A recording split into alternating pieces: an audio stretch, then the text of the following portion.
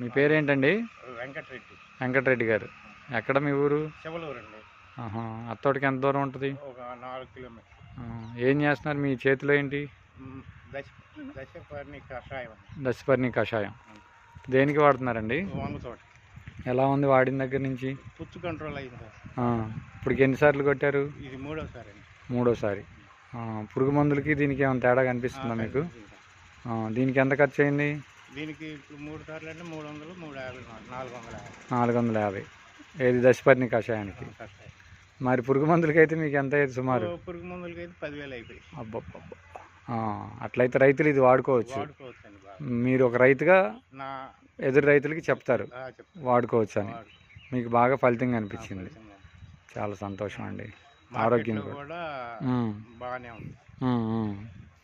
చాలా చాలా సంతోషం వెంకటరెడ్డి గారు. ధన్యవాదాలు. వాడండి. నలుగురు రైతులకి చెప్పండి. మనం వాళ్ళకి ఖర్చు తగ్గించిద్దాము. దానివల్ల మంచి ఆహారం పండించిద్దాం. ధన్యవాదాలు. నమస్తే.